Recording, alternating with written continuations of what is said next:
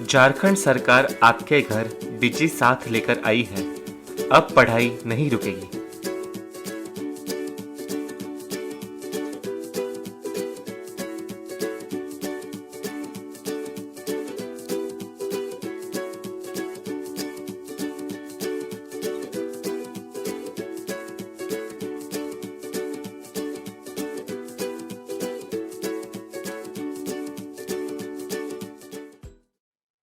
नमस्ते दोस्तों, आप सबका झारखंड सरकार के डीजी साथ प्रोग्राम में स्वागत है। आइए देखते हैं कि आज हम क्या पढ़ेंगे। हम एपिसोड की शुरुआत क्लास 6 के सोशल साइंस सब्जेक्ट के चैप्टर हमारा समाज विविधता से भरा के साथ करेंगे। हम अध्याय का तीसरा भाग पढ़ेंगे। उसके बाद क्लास 7 के सोशल साइंस सब्जेक्ट के चैप्टर लोकतंत्र का दूसरा भाग करेंगे और उन पर आधारित महत्वपूर्ण प्रश्न भी करेंगे। इसके बाद क्लास 8 में सोशल साइंस सब्जेक्ट के चैप्टर भारतीय संविधान का दूसरा भाग पढ़ेंगे और उन पर आधारित महत्वपूर्ण प्रश्न भी करेंगे। इसके बाद क्लास 9 में सोशल साइंस सब्जेक्ट के चैप्टर पालमपुर गांव की कहानी का दूसरा भाग पढ़ेंगे और उन पर आधारित महत्वपूर्ण प्रश्न भी करेंगे। इसके बाद क्लास 11th में केमिस्ट्री सब्जेक्ट के चैप्टर रसायन विज्ञान की कुछ मूल अवधारणाएं को करेंगे और हम पाठ का दूसरा भाग पढ़ेंगे। साथ साथ इस पर आधारित महत्वपूर्ण प्रश्न भी करेंगे। तो आइए शुरू करते हैं हम अपना प्रोग्राम डीजी साथ, अब पढ़ाई नहीं रुकेगी। नमस्कार दोस्तों, आज हम हमारा समाज विविधता से भरा अध्याय का अगला और अंतिम भाग पढ़ने जा रहे हैं। इस अध्याय के पिछले भागों में हमने अपने भारतवर्ष की भौगोलिक बनावट में विभिन्नता के बारे में जाना। यहाँ की सांस्कृतिक, आर्थिक और सामाजिक विभिन्नता के अनेक रूपों का हमने बारीकी से अध्ययन किया। देखते हैं इस वीडियो में हम क्या क्या सीखेंगे। बच्चों, इस वीडियो में हम भारत की विविधता में एकता की चर्चा करेंगे। इसके साथ साथ हमारे झारखंड में मनाए जाने वाले प्रमुख मेलों के बारे में हम जानेंगे।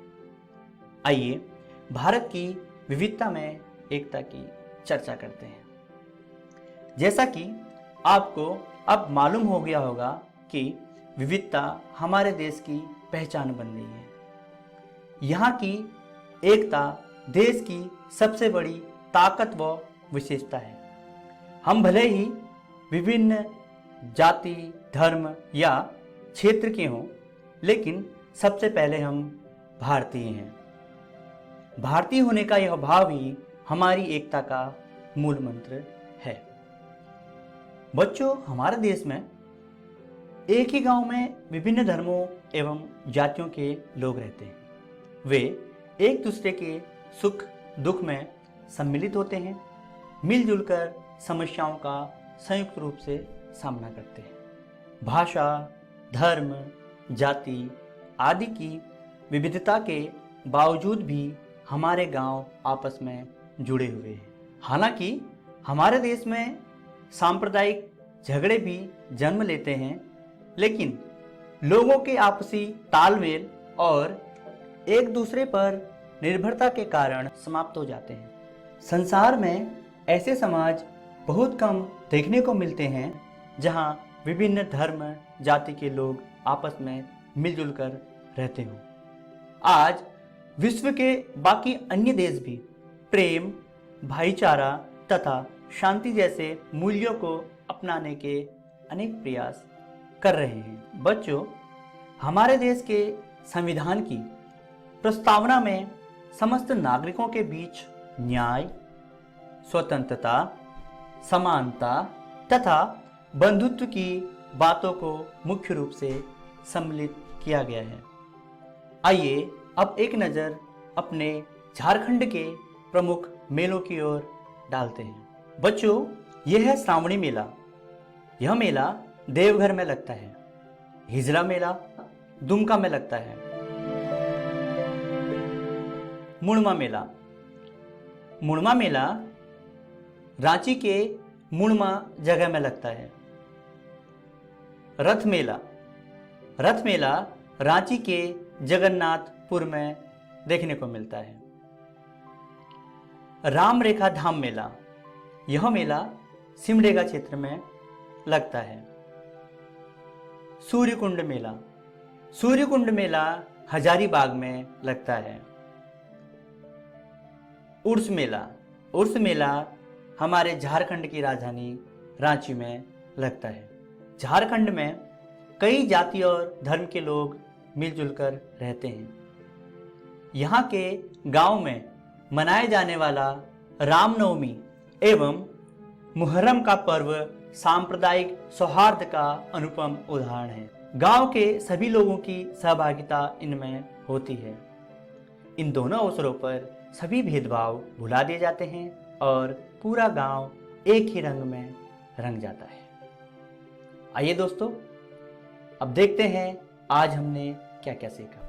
इस वीडियो में हमने भारत की विविधता में एकता के बारे में चर्चा की, साथ ही झारखंड के प्रमुख मेलों के बारे में हमने अध्ययन किया। आशा करता हूं आपको यह वीडियो पसंद आई होगी। धन्यवाद। नमस्कार दोस्तों, एक बार हम फिर से आपके सामने लेकर आए हैं लोकतंत्र अध्याय का अगला भाग। तो चलिए देखते हैं आज हम क्या क्या पढ़ेंगे। दोस्तों, आज हम पढ़ेंगे भारत में लोकतंत्र के बारे में, जिसके अंदर हम मताधिकार की समानता की चर्चा करेंगे। भारत में समानता और असमानता के मुख्य बिंदुओं को देखेंगे। चलिए शुरू करते हैं भारत में लोकतंत्र। अंग्रेजों से आज़ादी के बाद भारत के नेताओं ने काफ़ी विचार विमर्श के बाद यह निर्णय किया कि भारत की जो शासन प्रणाली होगी वह लोकतांत्रिक होगी।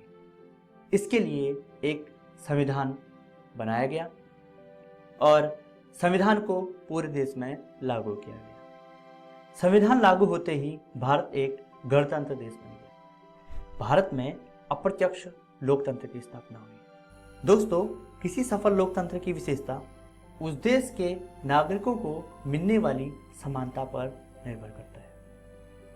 आइए अब हम भारत में मताधिकार की समानता के बारे में चर्चा करते हैं।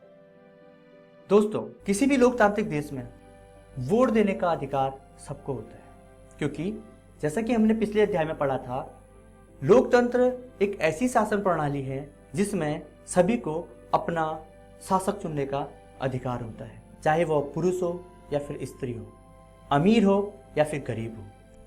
हर कोई जिसकी उम्र 18 साल से अधिक है उसे वोट देने का अधिकार होता है। इसे ही वयस्क मताधिकार कहा जाता है। दोस्तों, अब हम बात करते हैं भारतीय लोकतंत्र में समानता के बारे में। भारतीय संविधान में सभी व्यक्तियों को समान माना गया है। इसका अर्थ यह हुआ किसी भी व्यक्ति के साथ लिंग, जाति या धर्म या फिर उस व्यक्ति के शैक्षिक अथवा आर्थिक आधार पर कोई भेदभाव नहीं किया जाता। संविधान में समानता को स्थापित करने के लिए और भी कई तरह के प्रावधान किए गए हैं, जिनमें कानून के समक्ष समानता सबसे महत्वपूर्ण है। बच्चों, कानून की नज़र में हर व्यक्ति समान होता है। इसका अर्थ यह हुआ कि कोई भी व्यक्ति, चाहे वह साधारण मजदूर हो या फिर अधिकारी, उसे कानून का पालन करना पड़ेगा। इसके अलावा हर व्यक्ति को सार्वजनिक स्थानों पर जाने की स्वतंत्रता है, चाहे वह खेल का मैदान हो, कोई होटल हो या फिर बाजार हो। वहां जाने से किसी भी व्यक्ति को रोका नहीं जा सकता। इसके अलावा सरकार के विभिन्न कार्यक्रमों, योजनाओं तथा रोजगार में सभी को समान रूप से अवसर प्रदान किए जाते हैं। बच्चों, भारत में लोकतंत्र को स्थापित करने के लिए अनेक कार्यक्रम चलाए जा रहे हैं। इनमें से एक प्रमुख कार्यक्रम है मध्याह्न भोजन, जो कि हमारे स्कूल में भी चलाया जाता है। बच्चों, मध्याह्न भोजन की शुरुआत 15 अगस्त 1995 से शुरू हुई। भारत में यह योजना सर्वप्रथम तमिलनाडु में शुरू हुई और बाद में सर्वोच्च न्यायालय के आदेशानुसार इसे पूरे भारत में लागू कर दिया गया। मध्याह्न भोजन से जातिगत फासलों में काफ़ी कमी देखी गई। इसके अलावा मध्याह्न भोजन के द्वारा गरीब बच्चों का रुझान विद्यालय की ओर हुआ। विद्यालय में गरीब बच्चों का नामांकन बढ़ा और इसके साथ साथ जो माताएं काम पर जाती हैं, जिन्हें अपने बच्चों के लिए खाना बनाने के लिए वापस घर में आना पड़ता था, उन महिलाओं को इस चीज से राहत मिली। आइए दोस्तों, अब जानते हैं भारत में असमानताओं के बारे में। दोस्तों, भारत में समानता के साथ साथ बहुत सारी असमानताएं भी देखने को मिलती है। दोस्तों, भारत में सामाजिक जीवन के कुछ क्षेत्रों में असमानता अभी भी मौजूद है। भारत के कई ऐसे लोग हैं जिनके दैनिक जीवन और कार्य करने की स्थितियों में समानता नहीं मिलती। आपको कई ऐसे स्त्री पुरुष और बच्चे मिल जाएंगे जो सड़कों के किनारे कूड़ा, प्लास्टिक या इस प्रकार की वस्तुओं को चुनते हैं। ट्रेनों में अवैध रूप से झाड़ू लगाते बच्चे आप देख सकते हैं। इन सबके साथ उचित व्यवहार भी नहीं किया जाता। बच्चों, निर्धन होने के अतिरिक्त भारत के अनेक लोग अन्य कारणों से भी असमानता का सामना करते हैं।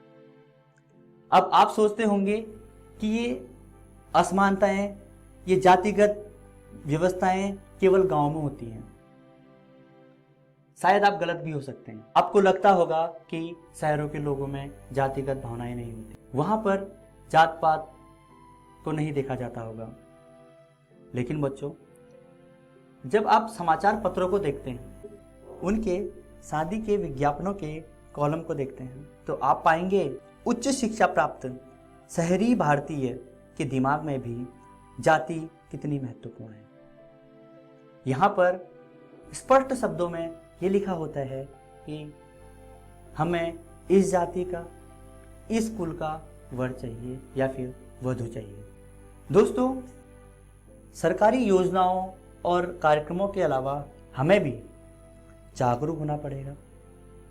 हमें भी इसमें सहयोग देना पड़ेगा ताकि हम भारतीय लोकतंत्र में, जो कि विश्व का सबसे शक्तिशाली मजबूत लोकतंत्र है, वहां पर समानता स्थापित कर पाए। चलिए दोस्तों, अब देखते हैं आज हमने क्या क्या सीखा। दोस्तों, आज हमने भारत में लोकतंत्र के बारे में सीखा, जिसमें हमने मताधिकार की समानता को जाना। उसके अंतर्गत वयस्क मताधिकार के बारे में हमने जाना। हमने भारतीय लोकतंत्र में समानता को देखा। मध्याह्न भोजन कार्यक्रम के बारे में हमने जाना और भारत में क्या क्या असमानताएं हैं, किन किन क्षेत्रों में लोगों को असमानता का सामना करना पड़ता है, ये हमने जाना। आशा करता हूँ आप इन सभी बिंदुओं को एक बार जरूर घर पर देखेंगे। चलिए, अब हम देखते हैं अगली वीडियो में हम क्या देखेंगे। बच्चों, अगली वीडियो में हम मानवीय गरिमा का मूल्य, हम बाल संसद और उसका उद्देश्य जानेंगे और साथ ही बाकी जो लोकतांत्रिक देश हैं उन पर भी एक नज़र डालेंगे। आशा करता हूँ आपको ये वीडियो बहुत पसंद आई होगी। धन्यवाद।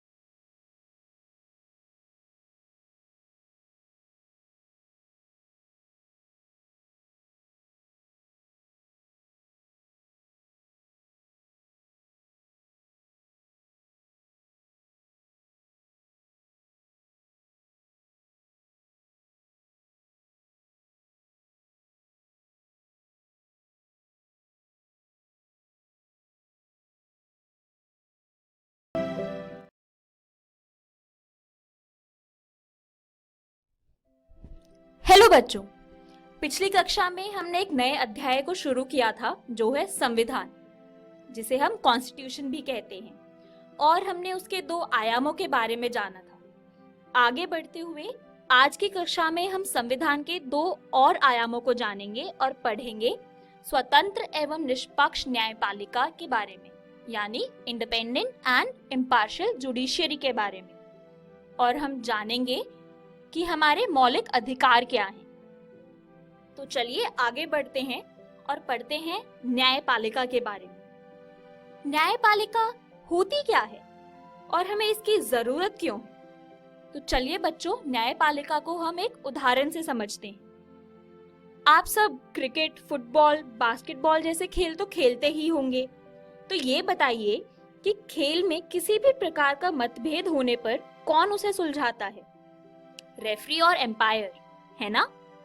तो इसी तरह हमारे देश के प्रशासन अच्छे से चल रहा है या नहीं, संविधान का कोई उल्लंघन तो नहीं हो रहा, उसे सुनिश्चित करने के लिए हमें न्यायपालिका की जरूरत होती है। तो चलिए अब आगे बढ़ते हैं। जैसे कि खेल में रेफरी स्वतंत्र होकर फैसला लेता है, उसी तरह न्यायपालिका भी स्वतंत्र होकर हर मुकदमे का फैसला लेती है। और आपने देखा होगा कि रेफरी जो होता है वो किसी भी टीम का हिस्सा नहीं होता, वो निष्पक्ष होता है। तो उसी तरह हमारी न्यायपालिका भी निष्पक्ष होती है।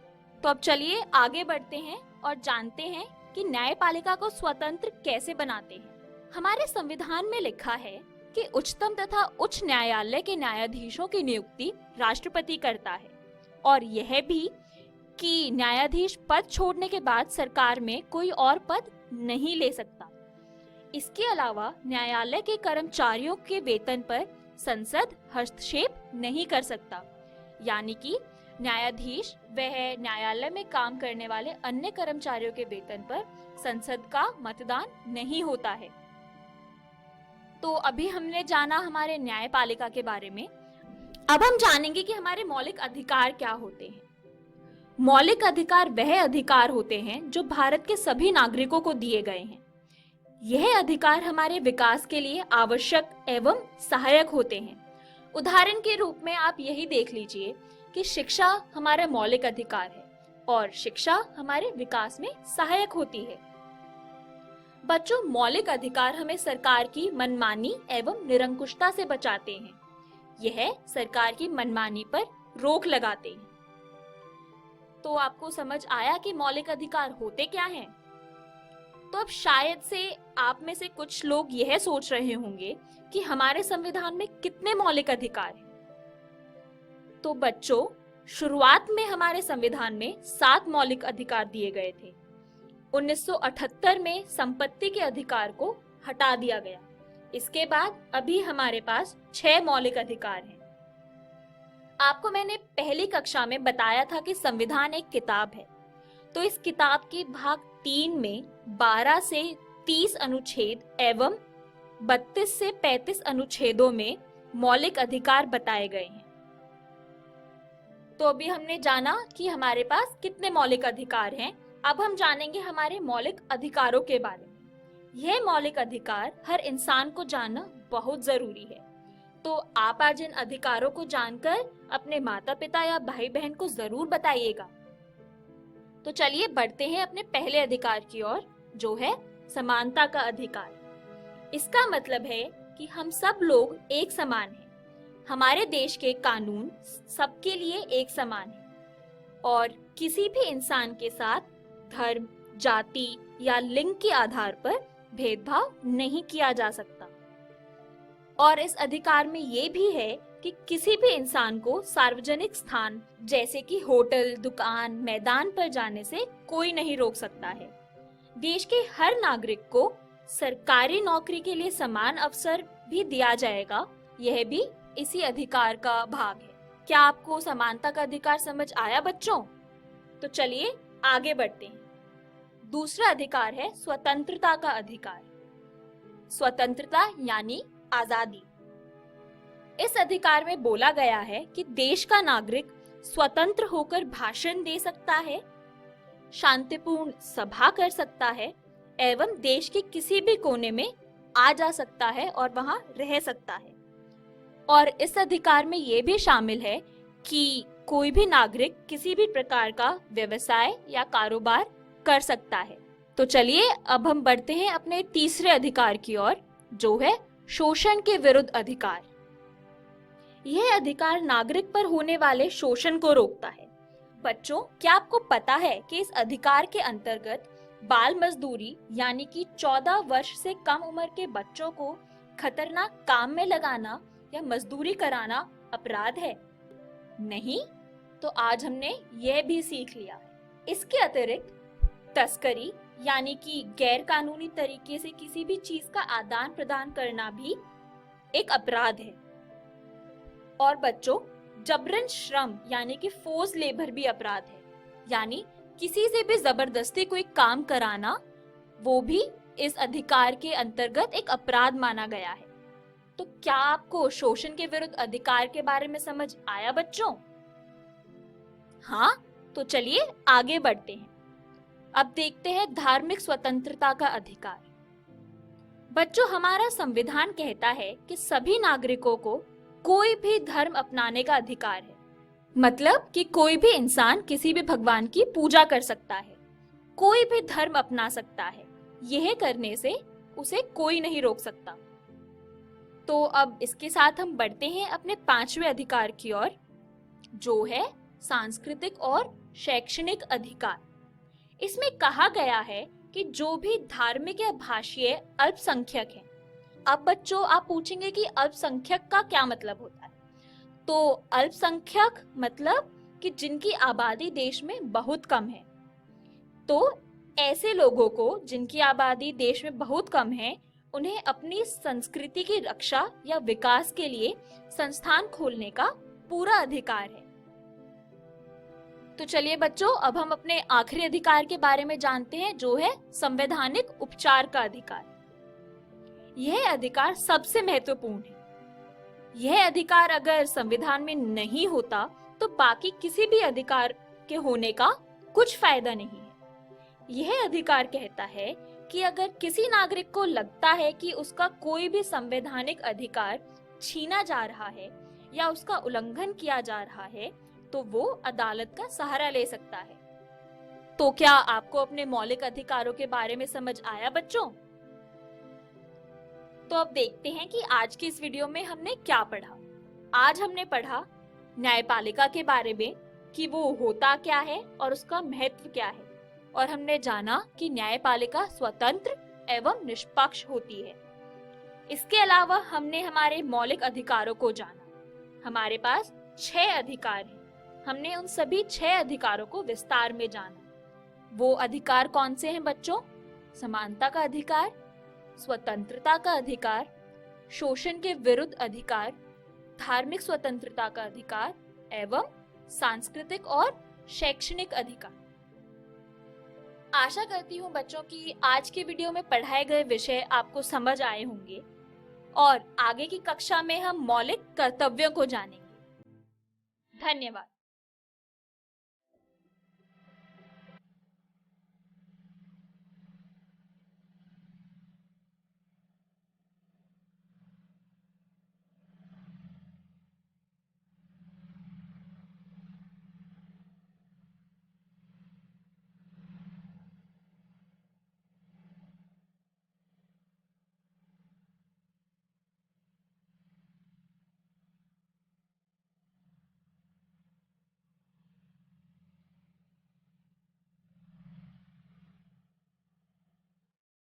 हेलो बच्चों, कैसे हैं आप सब?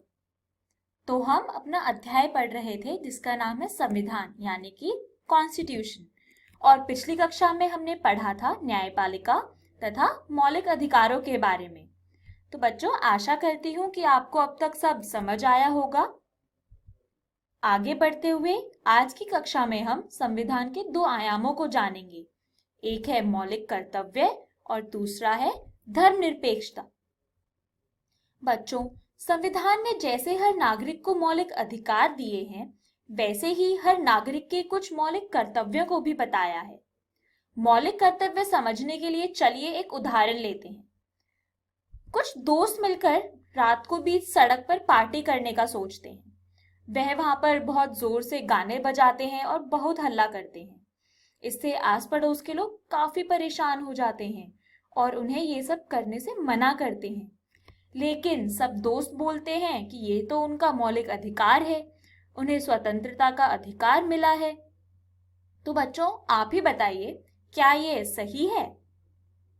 क्या रात को ऐसे हल्ला करना सही है? नहीं ना। हालांकि हमें कुछ अधिकार दिए गए हैं, लेकिन हमें उसका दुरुपयोग नहीं करना चाहिए। इसलिए संविधान ने नागरिकों को कुछ मौलिक कर्तव्य भी बताए हैं। लेकिन क्या आप जानते हैं कि यह मौलिक कर्तव्य पहले हमारे संविधान में शामिल नहीं किए गए थे? 1976 को संविधान में एक संशोधन किया गया। संशोधन यानी कि कुछ सुधार किए गए। यह संशोधन 42वां संशोधन था। इसको स्वर्ण सिंह समिति के रिपोर्ट के सुझाव के बाद डाला गया संविधान में। तो हमारे संविधान ने हमें 11 मौलिक कर्तव्य बताए हैं, जिन्हें हम आज एक एक करके पढ़ेंगे। पहला कर्तव्य कहता है कि देश के हर नागरिक को संविधान का पालन करना चाहिए। संविधान के आदर्शों, संस्थाओं, राष्ट्रध्वज और राष्ट्रगान का सम्मान करना चाहिए। संविधान यह भी कहता है कि हमारे देश को आजाद कराने में जिन आदर्शों को अपनाया था, उन्हें हमें भी अपनाना चाहिए, जैसे कि गांधी जी द्वारा अपनाए गए अहिंसा के रास्ते को। चलिए आगे बढ़ते हैं। संविधान में लिखा है कि नागरिकों को देश की संप्रभुता, एकता और अखंडता को बरकरार रखना चाहिए। हमें ऐसा कुछ नहीं करना चाहिए बच्चों, जिससे हमारे देश में नागरिकों को कोई भी मुश्किल हो या नागरिकों में कोई मतभेद हो और हमारे देश में कोई बंटवारा हो। चलिए अगला कर्तव्य देखते हैं। बच्चों, आप अपने परिवार को हर मुश्किल से बचाने की कोशिश करते हैं ना? आप कोशिश करते होंगे कि आपके परिवार में किसी को कोई भी संकट ना आए। तो इसी तरह देश पर कोई संकट आने पर हमें देश की सेवा करने के लिए भी तैयार रहना चाहिए। यह भी हमारा एक कर्तव्य है। चलिए अगला कर्तव्य देखते हैं। तो संविधान कहता है कि हमें देश के सभी नागरिकों के साथ शांति और भाईचारे की भावना के साथ रहना चाहिए। हमें औरतों के सम्मान की रक्षा करनी चाहिए और कोई भी ऐसा काम नहीं करना चाहिए जिससे उनके सम्मान को ठेस पहुंचे। ठीक है बच्चों, इसे याद रखिएगा। तो इसी के साथ आगे बढ़ते हैं। बच्चों, हमारे देश की संस्कृति, परंपरा को समझना और उसकी रक्षा करना भी हमारा मौलिक कर्तव्य है। हमारे देश की संस्कृति हमारे लिए अनमोल है और उसको समृद्ध बनाने में हमारे देश के लोगों का बड़ा योगदान है। उसकी रक्षा करना भी हमारा ही कर्तव्य है बच्चों। चलिए आगे बढ़ते हैं और देखते हैं पर्यावरण। हमारा पर्यावरण जैसे कि वन, झील, नदी और वन्य जीव हमारे लिए बहुत जरूरी है। ये हमें अनेक प्रकार की जरूरतों को पूरा करते हैं और हमारे जीवन में जरूरी होते हैं। इसको सुरक्षित रखना भी हमारा एक कर्तव्य है। हमें इसे कोई भी नुकसान नहीं पहुंचाना चाहिए और इसे सुधारना भी हमारा ही मौलिक कर्तव्य है। इसी के साथ आगे बढ़ते हुए देखते हैं कि हमारे संविधान में और क्या कहा गया है। हमारा संविधान कहता है कि देश के नागरिकों में विज्ञान को जानने की उत्सुकता होनी चाहिए। जैसा कि अभी आप लोग भी अपनी विज्ञान की कक्षा में कुछ नई नई चीजों को जानते होंगे, तो उसी तरह सभी नागरिकों को विज्ञान को जानने की उत्सुकता होनी चाहिए, चीजों को समझने की कोशिश करनी चाहिए और उसे सुधारने की कोशिश करनी चाहिए। ठीक है, इसी के साथ आगे बढ़ते हैं। सार्वजनिक संपत्ति के बारे में कुछ बात करते हैं। सार्वजनिक संपत्ति यानी कि ऐसी वस्तुएं या ऐसी जगह जिसे सभी नागरिक इस्तेमाल कर सकते हैं, जैसे कि road, hospital, post office, school इत्यादि। इन सबको सुरक्षित रखना हर नागरिक का कर्तव्य है। जैसे हम अपने सामान की सुरक्षा करते हैं और उसे कोई भी नुकसान नहीं पहुंचाते, उसी तरह हमें सार्वजनिक संपत्ति को भी सुरक्षित रखना चाहिए। यह हमारा कर्तव्य है। चलिए आगे बढ़ते हैं। हमारा संविधान यह भी कहता है कि जीवन के हर एक क्षेत्र में हमें आगे बढ़ने की कोशिश करनी चाहिए, जिससे कि व्यक्ति का विकास हो और साथ ही साथ पूरे देश का भी विकास हो सके और हमारा देश एक नई ऊंचाइयों को छू सके। तो बच्चों, आप भी अपनी पढ़ाई में मन लगा तो दोस्तों, आप भी मन लगाकर पढ़ाई कीजिए, जिससे आपका विकास हो और उसके साथ साथ देश का भी विकास हो सके, क्योंकि देश का विकास देश के बच्चों और युवाओं से ही होता है। ठीक है, तो आगे बढ़ते हैं और जानते हैं अगले कर्तव्य को। यह कर्तव्य कहता है कि माता पिता को 6 से 14 वर्ष के बच्चों को पढ़ने का पूरा अवसर देना चाहिए। बच्चों, शिक्षा हमारा एक मौलिक अधिकार है, जैसा कि आपको याद होगा। 6 से 14 वर्ष के बच्चों को सरकार निःशुल्क यानी कि फ्री शिक्षा प्रदान करती है। चलिए अब आगे बढ़े और देखेंगे हम धर्मनिरपेक्षता। अभी हमने पढ़ा हमारे मौलिक कर्तव्यों को। तो बच्चों, अभी हमने पढ़ा हमारे मौलिक कर्तव्यों को। अगला संविधान का आयाम है धर्मनिरपेक्षता। धर्मनिरपेक्षता होती क्या है? तो धर्मनिरपेक्षता का अर्थ है धर्म के प्रति निरपेक्ष भाव रखना। संविधान कहता है कि सभी को अपने धर्म और तौर तरीके अपनाने का अधिकार है। इसका मतलब है कि हर नागरिक को कोई भी धर्म को अपनाने की छूट दी गई है। सरकार उसमें दखल नहीं दे सकती। इसके अलावा कोई भी धर्म का इंसान दूसरे धर्म के इंसान को दबा नहीं सकता है। ठीक है, तो अभी हमने जाना धर्मनिरपेक्षता के बारे में और हमारे मौलिक कर्तव्यों के बारे में। इससे पहले पिछली कक्षा में हमने हमारे मौलिक अधिकारों के बारे में जाना था। तो चलिए अभी बात करते हैं एक अलग तरीके के अधिकार के बारे में, जिसे हम मानवाधिकार कहते हैं। यह अधिकार संविधान में नहीं बताया गया है, क्योंकि यह अधिकार हमें जन्म से ही प्राप्त है। यह कुछ ऐसे अधिकार हैं जो जीने के लिए आवश्यक होते हैं और इन्हें किसी भी परिस्थिति में परिवर्तित नहीं किया जा सकता। तो देखते हैं कि ये क्या अधिकार हैं। इसमें प्रदूषण से मुक्त वातावरण, जीने का अधिकार, महिलाओं के साथ सम्मानजनक व्यवहार जैसे अधिकार शामिल हैं। तो चलिए देखते हैं कि आज हमने क्या पढ़ा। तो बच्चों, आज हमने मौलिक कर्तव्यों के बारे में जाना कि वे क्या होते हैं और उनकी जरूरत क्यों है। हमने धर्मनिरपेक्षता को भी पढ़ा और जाना कि उसका अर्थ क्या होता है। इसके अलावा हमने आज एक अलग तरीके के अधिकार को पढ़ा, जो है मानवाधिकार। तो आशा करती हूँ बच्चों कि आपको यह अध्याय समझ आया होगा। अगली कक्षा में हम एक नया अध्याय शुरू करेंगे। धन्यवाद।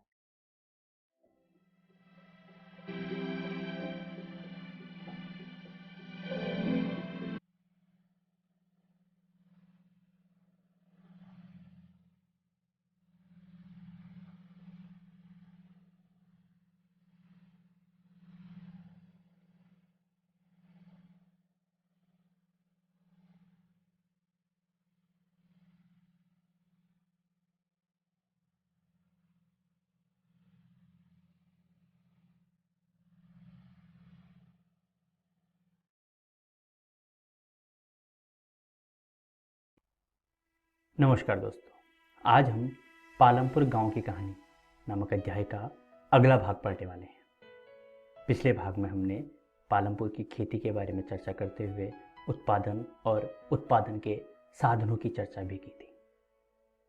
आज के इस अध्याय में हम भूमि का वितरण, श्रम, पालमपुर में गैर कृषि क्रियाएं तथा मिश्री लाल की कहानी इत्यादि बिंदुओं पर चर्चा करने वाले हैं। तो चलिए शुरू करते हैं आज का अध्याय। बच्चों, भूमि एक प्राकृतिक संसाधन है, अतः इसका सावधानीपूर्वक प्रयोग करने की जरूरत होती है। बच्चों, यह दुर्भाग्य की बात है कि खेती में काम में लगे हुए पालमपुर के सभी लोगों के पास पर्याप्त भूमि नहीं है।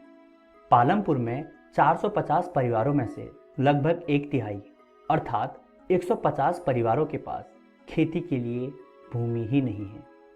1960 में कृषक गोविंद के पास 2.25 हेक्टेयर अधिकतर असिंचित भूमि थी। गोविंद अपने 3 पुत्रों की मदद से इस भूमि पर खेती करता था। यद्यपि वे बहुत आराम से तो नहीं रह रहे थे, लेकिन उनके पास एक भैंस थी जिसकी अतिरिक्त आय के द्वारा वे अपना गुजारा कर ले रहे थे। गोविंद की मृत्यु के पश्चात उसकी यह जमीन उसके 3 पुत्रों के बीच बढ़ गई। अब प्रत्येक के पास 0.75 हेक्टेयर भूमि का टुकड़ा था, परंतु अब बेहतर सिंचाई व्यवस्था और खेती की आधुनिक विधियों के बावजूद गोविंद के बेटे अपनी जमीन से गुजारा नहीं कर पा रहे हैं। वर्ष के कुछ भाग में उन्हें कुछ अतिरिक्त कार्य ढूंढना पड़ जाता है। खेतों में काम करने वाले श्रमिक मजदूरी के आधार पर कार्य करते हैं या फिर उन्हें कटाई के वक्त या पूरे साल के लिए काम पर रखा जाता है। पालमपुर गांव में डाला नामक यह व्यक्ति दैनिक मजदूरी पर काम करता है और यह एक भूमिहीन श्रमिक है। इसका मतलब है कि उसे लगातार काम करते रहना पड़ता है। वैसे तो सरकार द्वारा खेतों में काम करने वालों के लिए एक दिन का न्यूनतम वेतन 115 रुपये रखा है, लेकिन डाला को मात्र 80 रुपये ही मिलते हैं। पालमपुर में खेतीहर श्रमिकों में बहुत ज़्यादा स्पर्धा है, इसलिए लोग कम वेतन में भी काम करने को सहमत हो जाते हैं। डाला अपनी स्थिति के बारे में रामकली से शिकायत करता है। डाला और रामकली दोनों गांव के निर्धनतम व्यक्तियों में से हैं। आजकल काम मिलना कठिन है, केवल बड़े किसान ही हमें रखते हैं, वो भी बहुत कम दिनों के लिए। घनश्याम एक बड़ा किसान है और उसने अभी अभी हार्वेस्टर खरीदा है, इसलिए इस वर्ष कटाई के मौसम में हमें और भी कम काम मिलेगा। पिछले वर्ष मैंने 5 महीने से भी कम काम किया था। मैंने महेश से पिछले साल 1000 रुपये लिए थे और अब 2000 चुकाने हैं। मेरे पास अभी खुद भोजन के पैसे नहीं हैं। मेरा भी हाल बुरा है। पिछले कर्ज की वजह से साहूकार अब मुझे पैसे देने से मना कर देते हैं। अब आप समझ सकते हैं कि भूमिहीन और छोटे किसानों की पालमपुर में क्या स्थिति है।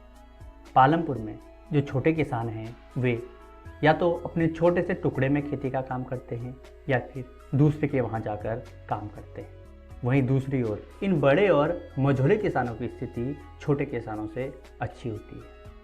इन लोगों के पास ज़्यादा भूमि होने के कारण इनकी उपज भी अच्छी हो जाती है।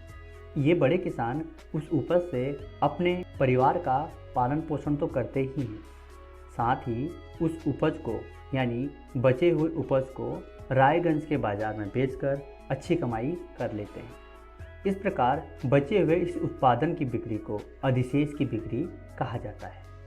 खेती के इन कार्यों के अलावा पालमपुर में अन्य क्रियाएं भी देखी जा सकती हैं। पालमपुर में केवल 25% लोग गैर कृषि क्रियाएं करते हैं। इन गैर कृषि क्रियाओं में सबसे पहले बात करते हैं डेयरी की। पालमपुर में कई परिवारों में डेयरी एक प्रचलन क्रिया है। लोग अपनी भैंसों को कई तरह की घास और बरसात के मौसम में उगने वाली ज्वार और बाजरा खिलाते हैं। दूध को निकट के बड़े गांव रायगंज में बेचा जाता है। शाहपुर शहर के 2 व्यापारियों ने रायगंज में दूध संग्रहण एवं शीतलन केंद्र खोला है, जहां से दूध का दूर दराज के शहरों और कस्बों में व्यापार होता है।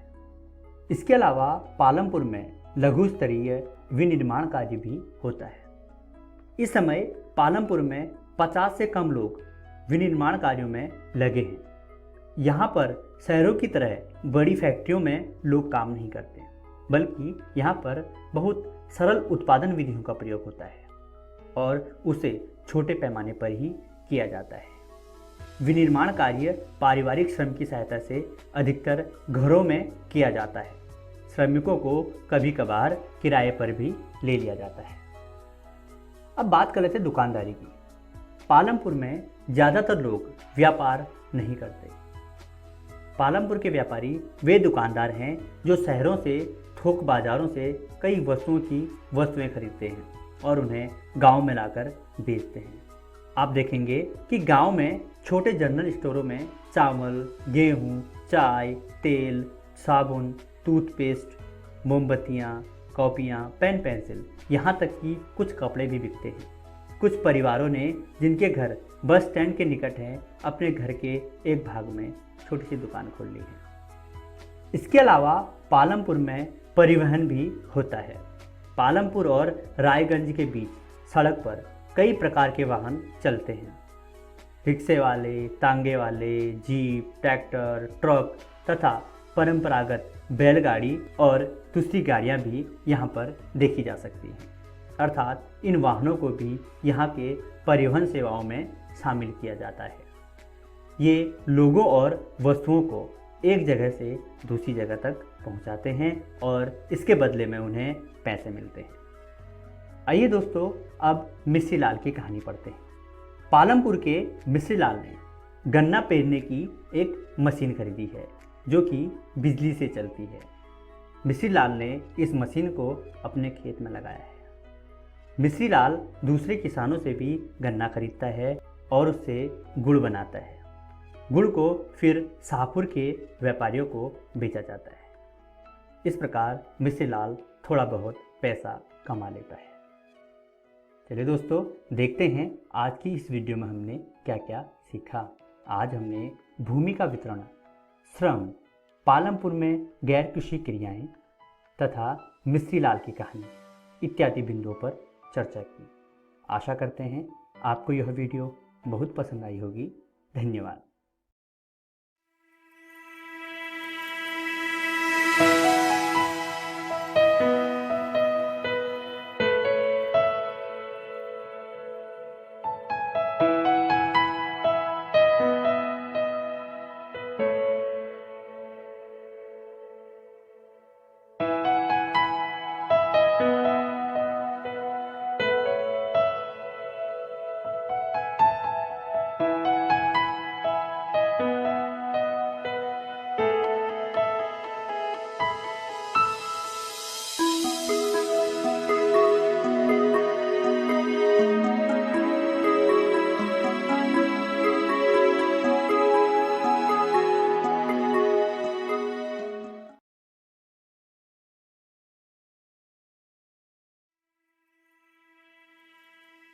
नमस्कार दोस्तों, आज हम अपना नया अध्याय शुरू करने जा रहे हैं जिसका नाम है रसायन विज्ञान की कुछ मूल अवधारणाएं का भाग 2। तो चलिए देखते हैं कि हम इस वीडियो में क्या पढ़ने वाले हैं। द्रव के गुणधर्म और उनका मापन, वैज्ञानिक संकेतन। तो चलिए शुरू करते हैं हम अपनी वीडियो को भौतिक राशियों के परिचय से। क्या आप भौतिक राशियों के बारे में जानते हैं? भौतिक राशियां उन राशियों को कहते हैं जिनका मापन और तौलन संभव हो। भौतिक राशियां दो प्रकार की होती हैं। एक होती है मौलिक राशियां और दूसरी होती है व्युत्पन्न राशियां। आइए एक एक करके इन दोनों राशियों के बारे में जानते हैं। पहले बात करते हैं मौलिक राशियों के बारे में। मौलिक राशियां वह राशियां होती हैं जिन्हें अन्य के संदर्भ में व्यक्त नहीं किया जा सकता। उदाहरण से समझे तो तापमान, पदार्थ की मात्रा, द्रव्यमान, यह सब मौलिक राशियां कहलाती हैं क्योंकि इन्हें अन्य राशियों के संदर्भ में व्यक्त नहीं किया जा सकता। स्क्रीन पर दिया गया टेबल अन्य मौलिक राशियों को और उनके SI मात्रक के प्रतीक को दर्शाता है। आइए एक एक कर हम इन मौलिक राशियों के बारे में जानें। जैसे लंबाई, इसका SI मात्रक का प्रतीक है मीटर, जिसे हम M से लिखते हैं। द्रव्यमान, इसका एसआई मात्रक का प्रतीक है किलोग्राम, जिसे हम केजी से प्रतीत करते हैं। समय, जिसका एसआई मात्रक का प्रतीक है सेकंड। विद्युत धारा यानी इलेक्ट्रिक करंट, जिसका एसआई यूनिट है एम्पेयर, जिसे हम ए से लिखते हैं। बाकी की मौलिक राशियों को आप अपने कॉपी में लिख सकते हैं। मौलिक राशियों के बाद हमारी दूसरी राशियां हैं व्युत्पन्न राशियां। आइए व्युत्पन्न राशियों की परिभाषा को देखते हैं। व्युत्पन्न राशियां वह राशियां होती हैं जिन्हें अन्य के संदर्भ में व्यक्त किया जा सकता है। उदाहरण से समझे तो त्वरण यानी एक्सेलरेशन, क्षेत्र यानी एरिया, यह सारी व्युत्पन्न राशियां कहलाती हैं। स्क्रीन पर दिया गया टेबल अन्य व्युत्पन्न राशियों को दर्शाता है और उनके एसआई मात्रक का प्रतीक भी दर्शा रहा है। जैसे त्वरण, जिसका एसआई मात्रक का प्रतीक है मीटर पर सेकंड स्क्वायर। घनत्व यानी डेंसिटी, जिसका एसआई मात्रक का प्रतीक है किलोग्राम पर मीटर क्यूब। दाब यानी प्रेशर, जिसका एसआई यूनिट या एसआई मात्रक का प्रतीक है पास्कल। बाकी की व्युत्पन्न राशियां आप अपनी कॉपी में लिख सकते हैं।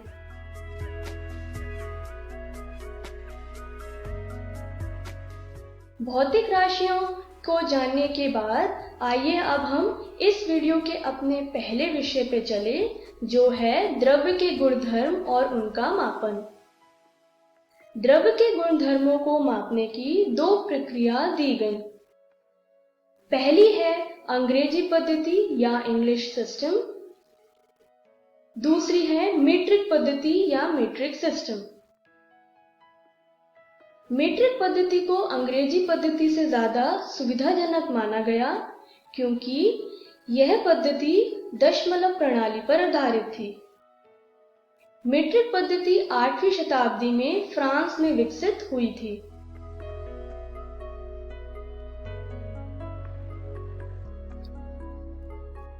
आइए अब बात करते हैं मात्रकों की अंतरराष्ट्रीय पद्धति यानी एसआई यूनिट के बारे में, जो कि मीट्रिक पद्धति का ही एक महत्वपूर्ण भाग है। मात्रकों की अंतरराष्ट्रीय पद्धति यानी एसआई यूनिट एक आधुनिक प्रणाली है जो पुराने मीट्रिक सिस्टम पर आधारित है।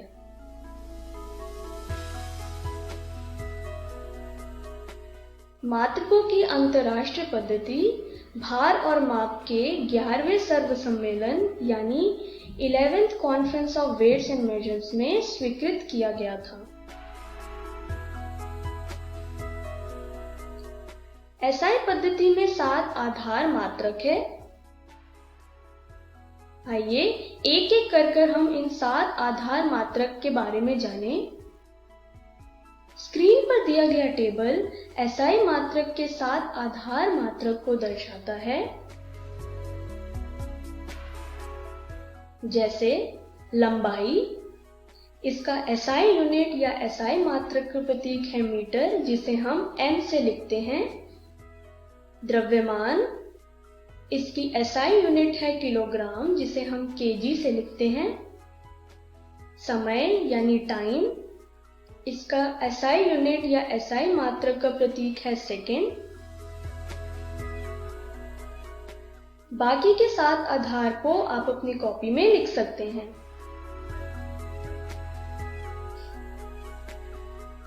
आइए अब बात करते हैं एसआई पद्धति में प्रयुक्त पूर्व लगन के बारे में। पूर्व लगन का उपयोग एसआई इकाइयों के दशमलव गुणांकों को बनाने में किया जाता है। कुछ पूर्व लगन के बारे में आइए जानते हैं। जैसे 10 की पावर -12 को हम पिको कहते हैं, 10 की पावर -3 को हम मिली कहते हैं, 10 की पावर -2 को हम सेंटी कहते हैं। उसी तरीके से 10 की पावर 12 को हम टेरा कहते हैं। 10 की पावर 3 को हम किलो कहते हैं और 10 की पावर 2 को हम हेक्टो कहते हैं। आइए अब हम अपने अगले विषय पे चले, जो है वैज्ञानिक संकेतन। वैज्ञानिक संकेतन एक गणितीय अभिव्यक्ति है जिसका उपयोग 1 और 10 के बीच दशमलव संख्या को 10 से गुणा करने के लिए किया जाता है, जिससे हम कम अंकों से बड़ी संख्या को लिख सकें। वैज्ञानिक संकेतन का एक महत्वपूर्ण भाग है सार्थक अंक। आइए अब हम सार्थक अंक को जानें। किसी राशि के मापन में प्रयुक्त वे अंक जो मापक यंत्र की यथार्थ के अंतर्गत उस राशि के मान को व्यक्त करते हैं, वह अंक सार्थक अंक कहलाते हैं। अनिश्चितता को व्यक्त करने के लिए पहले निश्चित अंक को अंतिम अंक के रूप में लिखा जाता है। आइए इसे एक उदाहरण से समझें। 11.2 ml एक संख्या है जिसमें 11 एक निश्चित अंक है और दशमलव के बाद की संख्या यानी 2 यहाँ पर एक अनिश्चित अंक है। ml यहाँ पर एक SI मात्रा है। सार्थक अंक को ज्ञात करने के लिए कुछ नियम दिए गए। आइए अब हम इन नियमों को एक एक कर जानते हैं। पहला नियम यह कहता है कि सभी गैर शून्य अंक सार्थक अंक होते हैं। आइए इसे एक उदाहरण से समझें। 285 में 3 सार्थक अंक हैं।